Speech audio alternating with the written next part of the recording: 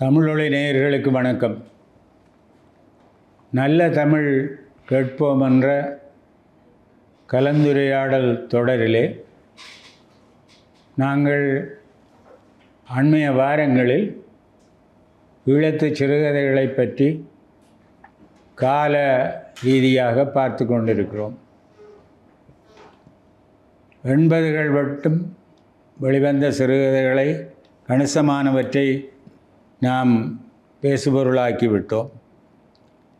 80களில் விடுபட்ட ஒரு சில எழுத்தாளர்களை பற்றியும் 90களில் வெளிவந்த சிறுகதைகளின் ஆசிரியர்கள் பற்றியும் இன்றைய கலந்துரையாடலிலே நோக்கலாம்.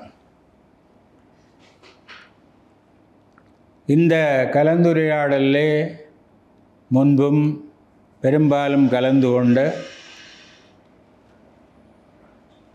திருவாளர்கள் ரமேஷ், குணேஸ்வரன், ஈசு, முரளிதரன் ஆகியோர் இன்றும் கலந்து கொள்கிறார்கள்.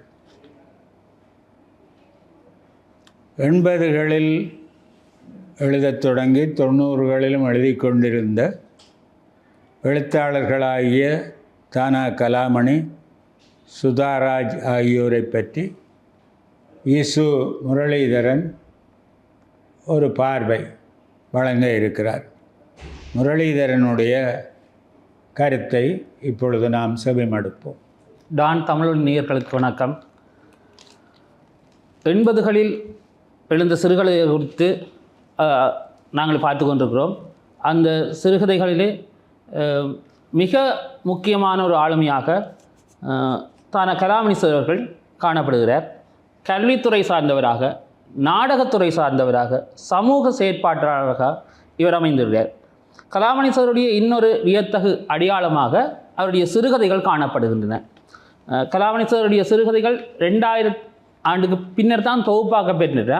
ஆனால் 1980களிலே அவர் மிகச்சிறந்த சிறுகதைகள் வெளிவந்துவிட்டன. அவர் எழுதிய சிறுகதைகளில் காத்திரமான மிக குறிப்பிட்டு சொல்லக்கூடிய சிறுகதைகள் 80களிலே வெளிவந்திருக்கின்றன.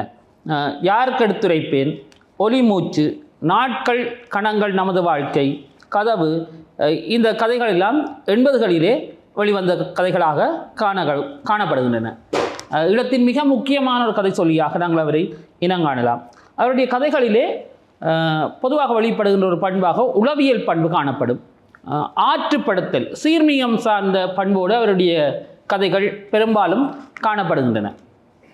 சிறுவர்களுடைய உலகத்தை, அதாவது குழந்தை உலகத்தை மிக அற்புதமாகவும் யதார்த்தமாகவும் வெளிப்படுத்தியவர்களிட கலாமணி சார் ஒருவர். அவருடைய சிறுகதையின் மிக முக்கியமான பண்பாக கூட அதனை பார்க்கலாம். சிறுவர்களுடைய உலகத்தை மிக அற்புதமாக யதார்த்தத்தோடு பதிவு செய்ததாக. பலூன், பாலித்திட வேண்டுமம்மா, விதியே விதியே, பிரளயம், நிழல், அரசன் எவ்வழி, நாட்கள் கணங்கள் நமது வாழ்க்கை, இந்த சிறுகதைகளிலெல்லாம் சிறுவர்களை கதாபாத்திரமாக கொண்டு அந்த உலகத்தை மிக அற்புதமாக அவர் வெளிப்படுத்தியிருப்பார். தரம் 8 பாடநூலிலே அவருடைய பாலித்திட வேண்டுமம்மா சிறுகதை இடம்பெற்றிருக்கும். அதே மாதிரி 12 சிறுகதை ஆசிரியர்களை கொண்டு உவப்புகள், உயிர்ப்புகள் என்ற ஒரு தொகுப்பு கட்டளை பல்நோக்கு கூட்டுறவு சங்கத்தினுடைய ஆதரவோடு வெளியில் வந்திருக்கு. அந்த தொகுப்புக்கு அணிந்துரை எழுதிய பேராசிரியருக்கான சிவத்தம்பி அவர்கள் அந்த தொகுப்பிலே மிக முக்கியமான 3 சிறுகதையை இடங்காட்டியிருப்பார். ஒரு சிறுகதை தனியான் சாருடைய ஓப்பு, 2வது சிறுகதை கர்ணயோகன் சே யோகராஜா அவர்கள் எழுதிய அகதிகள், 3வதாக அவர் இந்த தொகுப்பில் இருக்க மிக முக்கியமான ஒரு சிறுகதையாக இந்த நாட்கள் கணங்கள் நமது வாழ்க்கை என்ற சிறுகதையை இனங்காட்டி அதை விதந்துரைத்திருக்கிறார். கலாமணி சார் மிக அற்புதமான மனிதர், பல்துறை சார்ந்த ஒரு படைப்பாளியாக இருந்திருக்கிறார். அலாதியான அனுபவத்தொற்றல் மிகுந்த சிறுகதைகளை அவர் எழுதியிருக்கிறார். அவருடைய அந்த கதைகளிலே இருக்கிற விவரிப்புகள் அகன்ற வீச்சு கொண்டவையாக இருக்கின்றன. கதாபாத்திரங்களை மிக அற்புதமாக வடிவமைத்திருப்பார். அதே மாதிரி அறிவியலும் உளவியலும் கலந்த கதை சொல்லல் முறையவரிடம் காணப்படுகின்றது. அவருடைய அந்த நாட்கள் கணங்கள் நமது வாழ்க்கை கதை பெருந்துறையில் இருக்கிற ஒரு ஆசிரியர் யாழ்ப்பாணத்துக்கு வருகிறார். யாழ்ப்பாணத்துக்கு கற்பிக்க வருகிறார். அன்றைய பாடசாலை சூழல் சற்று தளம்பல் நிலையோடு இராணுவம் சார்ந்த ஒரு வெடி விபத்துகள் கேட்கின்ற ஒரு பதட்டமான சூழலாக இருக்கிறது. அவர் திரும்பி செல்ல வேண்டும். அவருக்கு 2 பிரச்சனைகள் இருக்கிறது. ஒன்று, அவர் அடையாள அட்டையை கொண்டு வர மறந்து விடுகிறார். 2வது, அவருடைய பிள்ளைக்கு வருத்தம். அதுக்கான மருந்தை நகரத்திலே யாழ் நகரத்திலே கொள்ளுநர் செய்ய வேண்டும். ஆனால் அடையாள அட்டையை கொண்டு வர முடியாததால் அவரால் மருந்தை கொள்ளுநர் செய்ய முடியவில்லை. இப்பொழுது டவுனுக்கு போகாமல் இவர் வீட்டை போவதற்காக அங்கே இருக்கிற படிக்கிற மாணவன் அவரை சைக்கிளை கொண்டு வந்து ஏற்றி விடுகிறார். அவர் ஒரு மாதிரி வீட்டை போய் சேர்ந்து விடுறார். வீட்டை போய் சேர்ந்த உடனே அவர்கள் பதற்றத்தோடு இருக்கிறார்கள். இவர் ஐசி இல்லாமல் போயிட்டாருண்டு, அடையாள அட்டை இல்லாமல் போயிட்டாருண்டு. அப்போ அவர்கள் வாசலில் காத்திருக்கிறார்கள். அங்கே வீட்டில் போனோடனே அவருடைய பிள்ளைக்கு வருத்தம் பிரச்சனை இல்லாமல் இருக்குது. இப்போ இந்த 2 பிரச்சனையும் தான் நீங்கிடுவார் அடையாள அட்டை தன். இப்போ 3வது, அவர் ஈசி சேரில் போய் இது கேட்கல, தன்னை ஏற்றி விட்ட அந்த மாணவன் சரியாக போய் மீண்டும் தன் இடத்தை அடைந்திருப்பானா என்று அவர் அந்த ஏங்குகின்ற இயக்கத்தோடு அந்த கதை நிறைவேறும். ஒரு போர்க்காலம் சம்பந்தமான விடயத்தை மிக அற்புதமாக அந்த கதை பதிவு செய்திருக்கும். அந்த நாட்கள் ஒரு கணம் தங்களுடைய வாழ்க்கை எவ்வாறு அந்த சிறுகதையிலே மிக அற்புதமாகவே பதிவு செய்ய இருக்கக்கூடிய வகையில் கலாமணியேஸ்வருடைய கதைகள் காணப்படுகின்றன. அடுத்த சுற்றிலே சுதாராஜ் அவருடைய கதைகள் குறித்து பேசுகின்றேன். மிக பயனுள்ள, உண்மையில் நீங்கள் அந்த கதையை வாசித்ததில்லை, நாட்கள் கணங்கள் என்ற கதை. ஆனால் பெரிய திடீர் திருப்பங்களோ ஒரு வாய்ப்பாட்டு ரீதியான எதுவும் இல்லாமல் ஒரு போர்க்காலத்தில் உள்ள பதற்றம், நிச்சயமின்மை, அச்சம் இவற்றை ஒரு பாத்திரத்தினூடாக பதிவு செய்ததாக நீங்கள் அதை கதை சுருக்கத்தை சொன்னதிலே இருந்தே நான் ஒரு நல்ல கதை, அது பேராசிரியர் சிவத்தம்பி அதை மிகவும் சிலாகித்து பேசினதாக சொல்லியிருக்கிறீர்கள். இப்பொழுது நாங்கள் ரமேஷனுடைய பக்கம் திரும்புவோம். ரமேஷ் எங்களுக்கு பல சிறுகதை ஆசிரியர்களை, கவனிப்புக்குரிய சிறுகதைகளை எல்லாம் அறிமுகம் செய்திருக்கிறார். இன்றைக்கு அவர் தாமரை செல்வி, யோகேஸ்வரி சிவபிரகாசம், வடகோவை வரதராஜன் முதலியோருடையவும் பிற கதைகளையும், அதாவது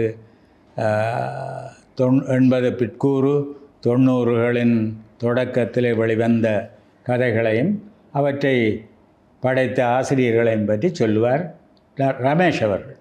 நன்றி சோபா சார். டான் டிவி நேயர்களுக்கு வணக்கம். உண்மையில் தாமரை செல்வி கவனிக்கப்பட வேண்டிய ஒரு படைப்பாளர்.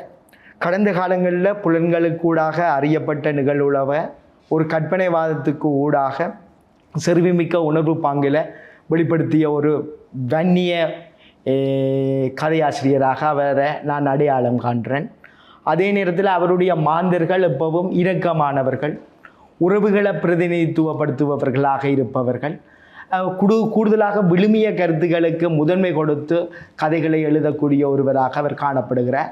ஏனென்றால் அவர்களுடைய குடும்பமும் அவ்வாறு தான் பரந்தனில் இருந்தது. நான் பரந்தனில் படிப்பிக்கும் பொழுதோ செவி வழியாகவும் அதே நேரத்தில் நேரடியாகவும் கண்ட அனுபவத்தினூடாக இதை நான் பதிவு செய்ய விரும்புகிறேன். 1974ஆம் ஆண்டு கோபுரங்கள் சரிகிறது என்ற கதையினூடாக சிறுகதை உலகுக்கு வந்தவர். அவருடைய 5 சிறுகதைகள் ஆங்கிலத்திலும் 3 சிறுகதைகள் சிங்களத்திலும் மொழிபெயர்க்கப்பட்டிருக்குது. 1996ஆம் ஆண்டில் மகேந்திரன் அவர்கள் வந்து அவருடைய சிறுகதை இடைவெளி என்ற சிறுகதையை குறுந்திரைப்படமாக எடுத்தார். அதன் பிறகு இமயவரம்மன் என்பவரால் அவருடைய பசி என்ற கதை திரைப்படமாக எடுக்கப்படுகிறது. அதற்கு பிறகு மகேந்திரனுடைய மகன் வந்து ஜான் மகேந்திரன் என்பவர் அவருடைய பாதணி என்ற சிறுகதையை திரைப்படமாக எடுத்தார். அந்த உண்மையில் ஒரு நகர்ப்புறத்தில் இருந்து ஒரு மரநிழலில் இருந்து செருப்பு தைக்கிறவண்ட ஒரு வரலாற்று அது சொல்லும். அதில் கருணாகரனுடைய மகள் கூட நடித்திருந்தார். அப்போ இவருடைய தொகுப்புகள் என்று சொல்லி பார்க்கும் பொழுது ஒரு மழைக்கால இரவு, அழுவதற்காக நேரமில்லை, வன்னி ஆட்சி என்று சொல்லி தொகுப்புகள் வந்தன. வன்னி ஆட்சி 2 தரம் வந்தது. அதாவது முதல் குறுகிய கதைகளை உள்ளடக்கிய ஒரு தொகுப்பும், பின்னர் 37 சிறுகதைகளை உள்ளடக்கிய ஒரு தொகுப்பும் வெளிவந்தது. அதில் 335 பக்கங்களை கொண்ட இந்த தொகுப்பில் ஊனம், விழிப்பு, ரூணா முதலான கதைகள் புலம்பெயர் தேசத்தை அடிப்படையாக கொண்டு எழுதப்பட்ட சிறுகதைகளாக காணப்படுகிறது. இந்த பெருந்தொகுப்பு தாமரை செல்வியினுடைய மட்டுமோ ஏனைய ஆசிரியர்? இல்லை, தாமரை செல்வியினுடைய மட்டும் 37 சிறுகதைகளை உள்ளடக்கி வெளிவந்த தொகுப்பு பெருந்தொகுப்பு. அதே நேரத்தில் இதில் உண்மையில் இயக்கத்தினுடைய காலகட்டத்தில் ஒரு இயக்கத்துக்கும் மக்களுக்கும் இடையிலான உறவு எப்படி இருக்கணும்ன்றதுக்காக எழுதப்பட்ட ஒரு சிறுகதை நாளைய செய்தி என்ற ஒரு சிறுகதை. அது ஒரு வியட்நாம் போரை அடிப்படையாக கொண்டு எழுதப்பட்ட ஒரு சிறுகதை. அந்த வியட்நாம் போரில் மக்களுக்கும் போராளி குழுமத்துக்கும் இடையிலான தொடர்பு, அதே நேரத்தில் வறுமையால் இருந்த ஒரு இளைஞன் ரிச்சி என்ற இளைஞனை எமி ஜான் லான் என்ற ஒரு பெண் விரும்புகிறா. அவங்க 2 பேர் போராட்டத்தில் இருந்த அந்த பெண் விருப்பம் உணர்வுகளை தனக்குள்ள புதைத்து கொண்டு அவனோட பழகுற அந்த தன்மையை அதில் கொண்டு வந்திருந்தா. இப்போ காதலும் உறவும் சேர்ந்த ஒரு கலவையாக அந்த கதை காணப்பட்டது. வன்னி ஆட்சி என்ற கதை உண்மையில் ஒரு ஆட்சி தன்னுடைய சிறு பிராயங்களை நினைக்கிறதும், இந்திய இராணுவத்தால் தன்னுடைய கணவன் கொல்லப்பட்டதையும் அடிப்படையாக கொண்டு எழுதப்பட்ட சிறுகதையாக காணப்படுகிறது. அப்போ நெருக்கடியான தருணங்களை அவவே சொல்லியிருக்கிறார். சொந்த மண்ணில் இருப்பிடம் இழந்து அகதிகளாகவும் குண்டுவீச்சுக்கு இலக்காகி அதிர்வும் கந்தகநடியும் வீசும் பொழுதில் உயிருக்கு உத்தரவாதமற்ற நிலையில் பசியோடையும் பட்டினியோடையும் பதுங்கு குழிகளில் நாடிக்கொண்டு வாழ்ந்தவர்கள் மத்தியில் நானும் ஒருத்தியாக வாழ்ந்து கொண்டு இந்த சிறுகதைகளை எழுதினால் அதனுடைய வலியும் தாக்கமும் அவ்வாறே இருக்கும் என்று சொல்லியிருந்தார். சாம்பல் மேடு என்ற கதை போருக்கு முகம் கொடுத்த மக்களினுடைய வாழ்க்கையையும் கண்ணீர் சிந்துகின்ற வேதனைகளையும் எடுத்துரைக்கின்ற கதையாக காணப்படுது. தாமரை செல்வி பல்வேறு இடங்களில் குறிப்பிட்டு பேசத்தக்க ஒருவராக இருக்கிறார். அவருடைய படைப்பின் அறம் என்ற கதை மிக மிக முக்கியமான ஒரு கதையாக நான் இதில் பதிவு செய்ய விரும்புகிறேன். அதாவது ஒரு பழமைக்கும் புதுமைக்கும் இடையிலான ஒரு பாலம் ஒன்று இருக்குது.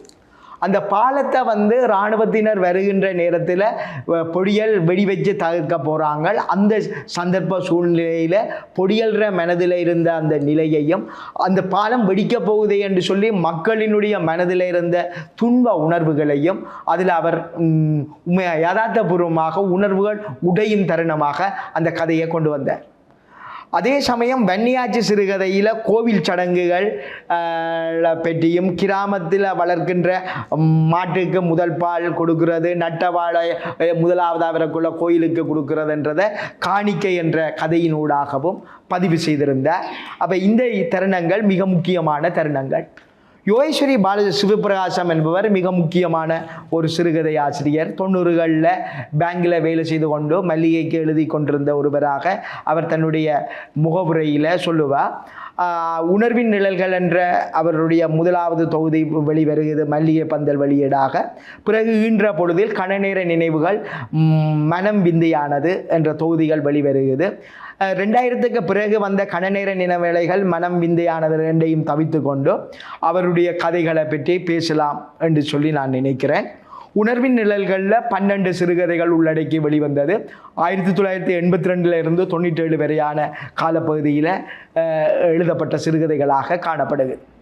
தினமும் நடுத்தர மக்கள் எவ்வாறான வேதனைகளை அனுபவிக்கிறாங்க, அவர்களுடைய துயர்கள், அதே நேரத்தில் சமுதாய சீரழிவுகள், இலங்கையில் நடக்கின்ற இனப்பிரச்சனைகள், திருமணமாகாத முதிர்கன்னிகளினுடைய வாழ்வு என்று சொல்லி மக்களினுடைய இயல்பான நடத்தைமுறைவாத முறைகளை எடுத்து காட்டுறதாக அவருடைய சிறுகதைகள் அமைகிறது.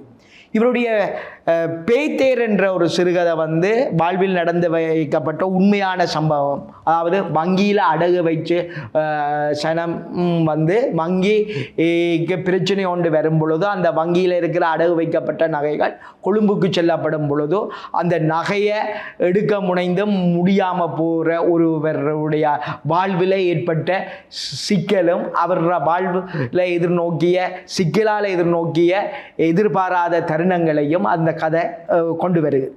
பெண்ணுக்கு சீதனம் கொடுப்பதற்காக இருந்த நேரத்தில் பெண் சீதனம் கொடுக்க முடியாத நிலையில் அவள் படுற வேதனைகளையும், யுத்த நெருக்கடிக்குள்ள பெண்ணுக்கு எப்படியாவது திருமணம் செய்து வைக்க வேண்டும் என்று நினைக்கின்ற தாய் தகப்பனுடைய உணர்வேலைகளையும் அவர் தன்னுடைய சிறுகதைகளில் கொண்டு வந்திருந்ததையும் குறிப்பிடத்தக்கது. அதே நேரத்தில் அவருடைய முக்கியமான சிறுகதையாக சொல்லப்படுறது நேசக்கரங்கள். நேசக்கரங்கள் சிறுகதை ஒரு செல்லடிக்கையில் ஏற்பட்ட பிரச்சனைகளையும், அந்த செல்லடிக்கு முகம் கொடுத்து இடம்பெயர்ந்த நிலையில் இந்திய இராணுவம் ஆஸ்பத்திரிக்குள்ளே பூந்து படுகொலைகள் செய்த தருணங்களையும் அந்த கதை நினைவுக்கு கொண்டு வருகிறது. உண்மையில் சரியான கண்ணீர் சிந்துகின்ற கதையாக அது காணப்படுது. அரசாங்கத்தில் சகல பொருட்களும் யாழ்ப்பாணத்துக்கு கிடைக்காத நிலையில் அவர்கள் எவ்வாறு வாழ்ந்தார்கள் என்றதை ஒரு மினி பஸ் பயணத்தின் ஊடாக இது எங்கள் காலம் என்ற கதையில் அவள் கொண்டு வந்திருந்தாள். அது ஒரு நல்ல சிறுகதைகளில் உண்டு.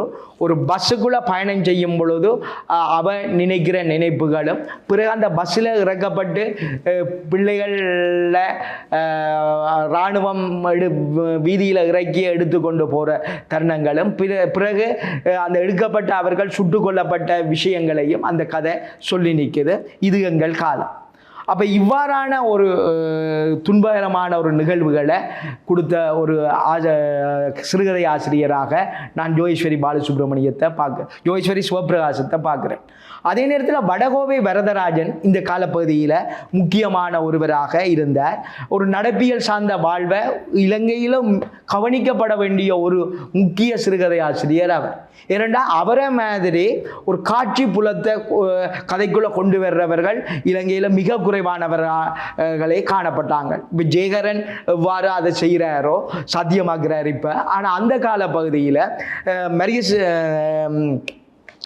அந்த கால பகுதியில் வரதராஜன் இதை சாத்தியப்படுத்தின ஒருவராக இருந்தார். நந்தினி செவியர் கதைகள்லையும் காணலாம்.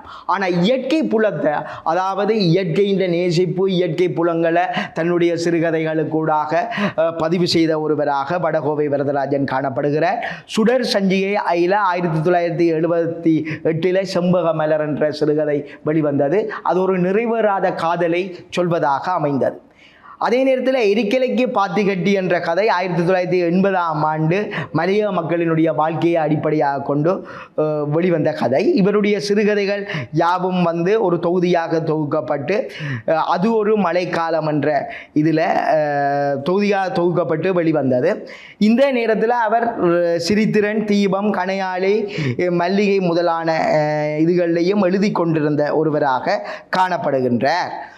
நிலவு குளிர்ச்சியாக இல்லை என்பது இவருடைய தொகுப்பு. பல்வேறு சிறுகதைகளை உள்ளடக்கி வெளிவந்தது. அதாவது அது ஒரு நிலா காலம் தொடக்கம் தாய்ப்பறவையும் செய்ப்பறவையும் ஈறாக அந்த தொகுப்பு வெளிவந்து காணப்பட்டது. இவருடைய பெரும்பாலான கதைகள் சமூக சூழலை பிரதிபலிப்பதாக காணப்படுகிறது. மன உரிமையும் மரபுரிமையும் மலை பஞ்சாங்கம் தாய்ப்பறவையும் செய்ப்பறவை முதலானவை மண்ணில மண்ணுயிர்கள் எவ்வாறு நிலை கொண்டுள்ளன, அதற்குரிய பிரச்சனைகள் என்ன என்பவற்றை அணுகும் கதைகளாக காணப்படுகிறது. இதில் மனவுரிமையும் மரபுரிமையும் என்ற கதை ஒரு வேம்ப நேசிக்கின்ற தந்தையை நுட்பமாக பதிவு செய்கின்ற ஒரு கதையாக காணப்படுகிறது. இதில் வர்ற சின்ன பாத்திரம் இன்றைக்கும் மனதில் நிற்கின்ற ஒரு பாத்திரமாக காணப்படும். பறவைகளை நேசிக்கின்ற உணர்வுள்ள ஒரு மனிதனை தாய்ப்பறவையும் செய்ப்பறவையின் ஊடாக கொண்டு வந்தார். அதாவது தாய்ப்பறவை தன்னுடைய குஞ்சை இழந்த போது படுகின்ற துன்ப நிகழ்வை மனிதர்களுடைய வாழ்க்கைக்கு ஊடாகவும் அன்று காணாமல் போனவர்களுடைய நிலைக்கூடாகவும் அதில் அவர் பதிவு செய்திருந்தார். இவருடைய வெளிறிகள் என்ற கதை வீரேஸ்வரியில் 50வது ஆண்டு நினைவை ஒட்டி வந்த இதில் பரிசு பெற்ற கதையாக இருக்குது. ஒரு பிள்ளை, ஒரு கணவன் மனைவி 2 பேரும் இருக்கக்குள்ள ஒரு பிள்ளை மனம் பிறழ்வான பிள்ளையாக பிறந்துட்டுது. இந்த நேரத்தில் நண்பன் ஒருவன் மனைவியை பற்றி தவறாக சொல்கிறான். அதை கேட்டோன்னே இவர் சந்தேகப்படுறார். பிறகு இந்த பிள்ளை ஏன் இப்படி பிறந்தது என்றதை யோசிக்கிறார். பிறகு அவருக்கு தான் படித்த படிப்பினூடாக இப்படி இந்த காரணத்தால் தான் இந்த பிள்ளை இப்படி வந்திருக்கணும் என்று நினைச்சு மனைவியை பார்ப்பேன். மனைவியின் அந்த தாய்மையின் பூரிப்பை பார்த்து மகிழ்ச்சி கொள்கிற ஒரு கதையாக அந்த கதை காணப்பட்டது. வெளிரிகள் என்ற கதை உண்மையில் கட்டாயம் ஈழத்தில் ஒரு 50 கதைகள் எடுத்தால் அதுக்குள்ளே வரக்கூடிய ஒரு கதையாக இருக்கும்.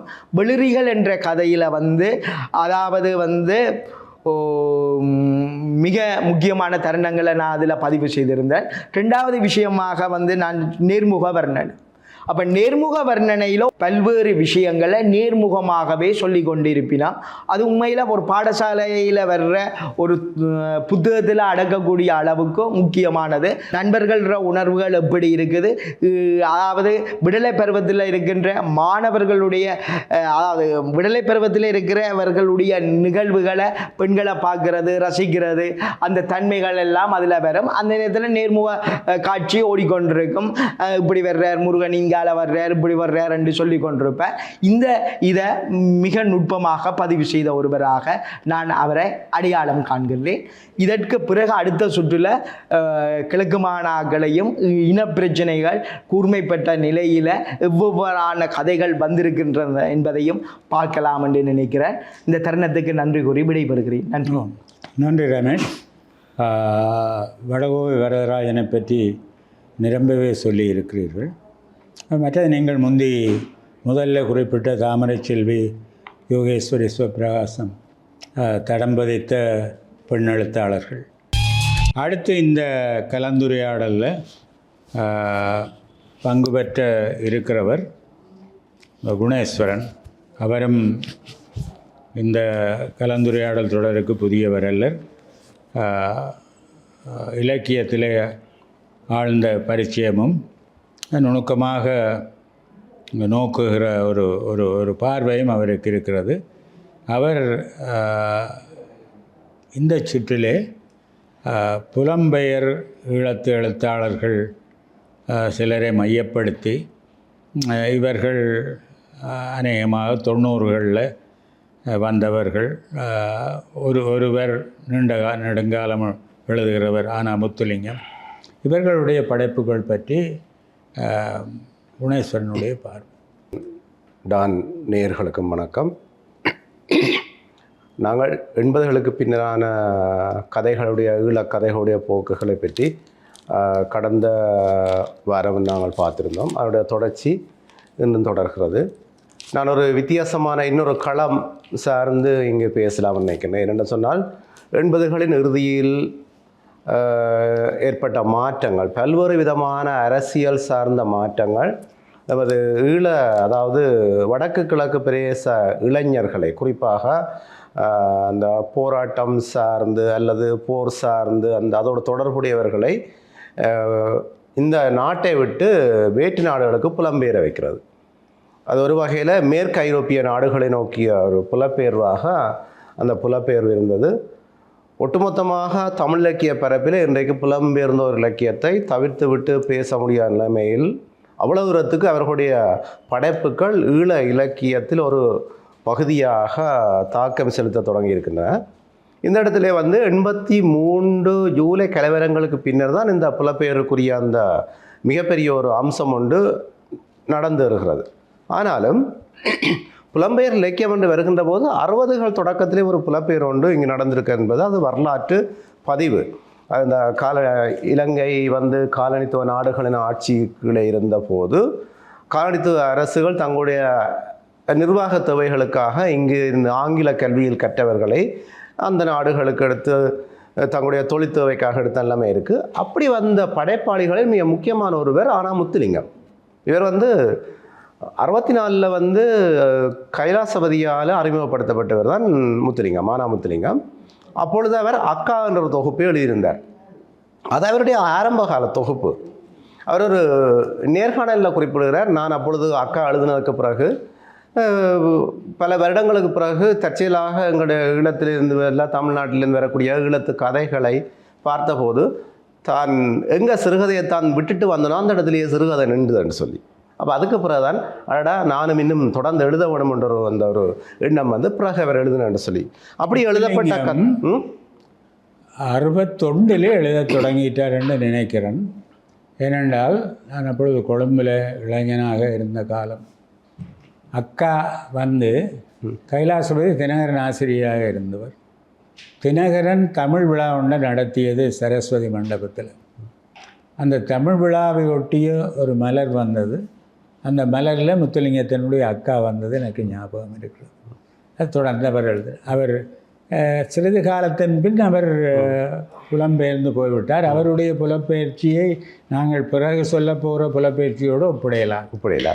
அதான் இப்போ சார் சொல்ல அது உண்மையான என்னென்னு சொன்னால் 60கள் சொச்சத்திலே அவர் அந்த அக்காவுக்குரிய அந்த தொகுப்பு கதை வருது.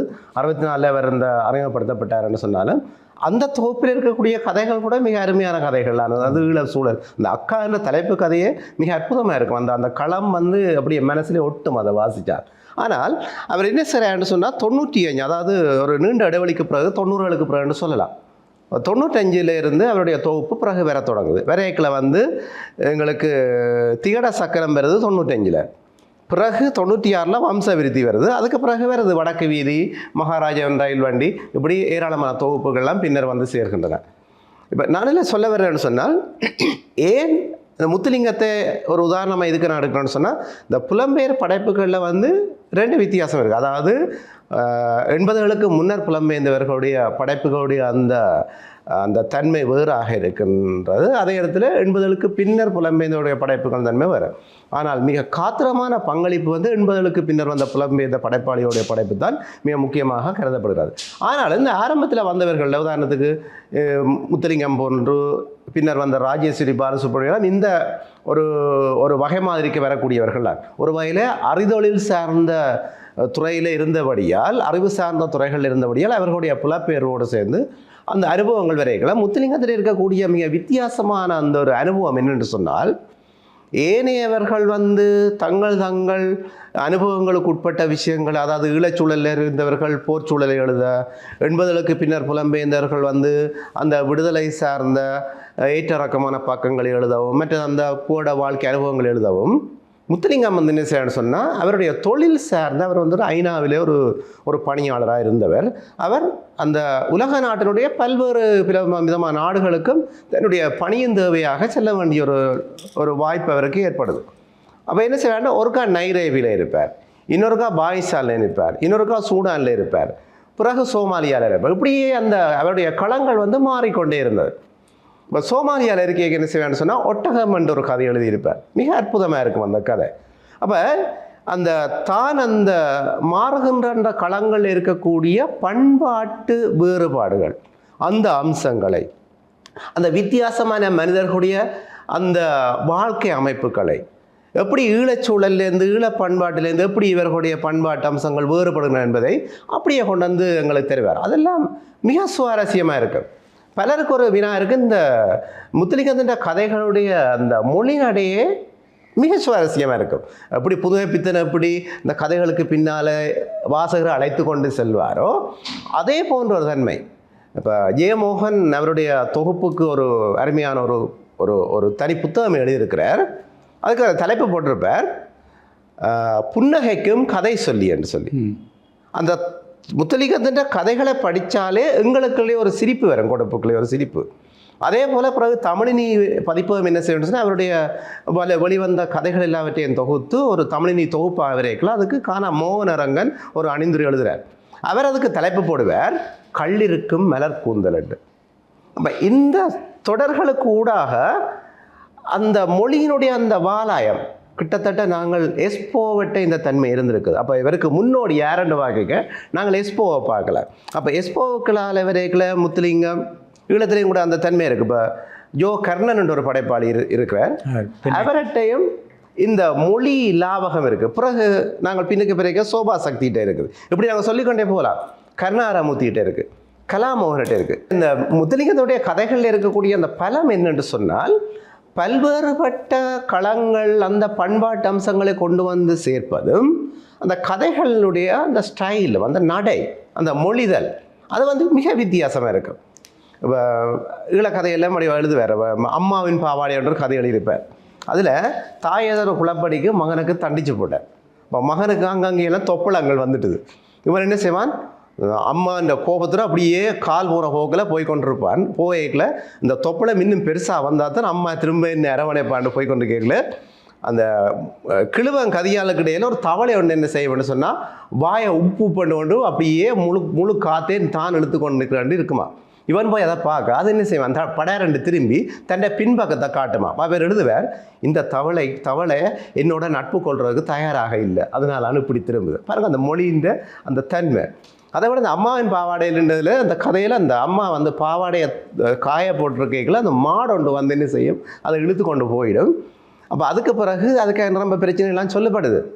சொல்லிக்கொண்டு வரைக்கல அதில் சொல்லுவார், அந்த மாடு என்ன செய்யணும்னா மணிக்கூட்டு முள்ளின் திசையில் திரும்பி அப்படி அந்த பாவாடையை இழுத்துன்னு சொல்லி இப்படி யார் அந்த தொடரை வந்து அப்படி பயன்படுத்துவார்கள். அப்போ ஆகவே இந்த மொழியை வந்து பாலாயமாக கைக்கொள்ளக்கூடிய தன்மை இருக்குது. நான் சொன்ன ஒட்டகம் என்ற கதை வந்து சோமாலியா கதை, அது மிக ஒரு அற்புதமான கதையாக இருக்கும். எங்களுக்கு தெரியாத புதிய பண்பாட்டு அம்சத்தை கொண்டு வருவார். என்னென்னு சொன்னால் அங்கே ஒரு இளம்பெண் அவள் என்ன செய்வான்னு சொன்னால் அந்த இடத்துல வந்து தண்ணி பிரச்சனை இருக்குது தானே, தண்ணி பிரச்சனைக்காக ஒரு நாளைக்கு அவள் இந்த சுறாக்குடுவை என்று சொல்லுவோம், சுறாக்குடுவை எடுத்துக்கொண்டு தண்ணிக்கு போனான்னு சொன்னால் 8 கிலோமீட்டர், அதாவது 8 மைல் என்று சொல்கிறது, 8 மைல் தூரம் நடந்து போய் திரும்பி 8 மைல் தூரம் அந்த தண்ணியோட வருவாள்.